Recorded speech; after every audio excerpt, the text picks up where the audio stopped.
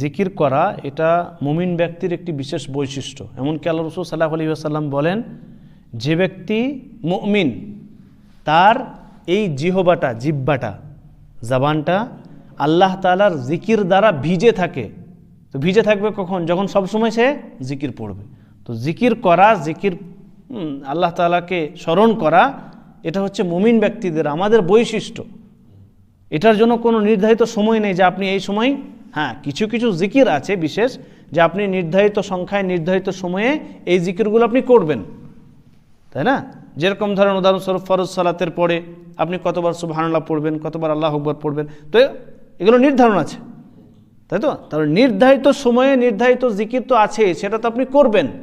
কিন্তু আমভাবে মুমিন ব্যক্তির বৈশিষ্ট্য হচ্ছে যে সে সব সময় জিকির করবে। তো আপনি সব সময় জিকির করতে পারবেন। উদাহরণস্বরূপ রাস্তায় হাঁটছেন, কাজ করছেন, সুবহানাল্লাহ আলহামদুলিল্লাহ পড়ছেন, রাসূল সাল্লাল্লাহু আলাইহি ওয়াসাল্লামের উপর দরুদ পর্যন্ত পড়ছেন, কোনো অসুবিধা নেই, ভালো জিনিস সেটা। এমনকি হয়তো গাড়িতে উঠছেন, ওগুলো তো আলাদাভাবে দোয়াই আছে। কোথাও যাচ্ছেন, এমনকি সিঁড়িতে উঠছেন, তারও দোয়া আছে, নামছেন তার দোয়া আছে। তো মুমিন ব্যক্তি আসলে সব সময় 24 ঘন্টায়, শুধুমাত্র যে সমস্ত স্থানগুলিতে জিকির করা নিষেধ সেগুলো বাদ দিয়ে সব সময় জিকির করবে। রাসূল সাল্লাল্লাহু আলাইহি ওয়াসাল্লামের ব্যাপারে আম্মা আয়েশা রাদিয়াল্লাহু তাআলা তিনি বলেন স্পষ্ট ভাষায় যে আল্লাহ রাসূল সাল্লাল্লাহু আলাইহি ওয়াসাল্লাম তিনি সব সময় জিকির করতেন, সব সময়। সেজন্য সব সময় আপনি জিকির করতে পারবেন, কোনো নির্ধারিত সংখ্যা না, বরং আপনি আমভাবে যখন খুশি আপনি জিকির করতে পারবেন, আল্লাহ তাআলাকে স্মরণ করতে পারবেন। সেটা সুবহানাল্লাহ হোক, আলহামদুলিল্লাহ হোক, বিশেষ দোয়া হোক, যে কোনো ধরনের দোয়া পড়ে বা জিকির করে আপনি জিকির করতে পারবেন, কোনো অসুবিধা নেই।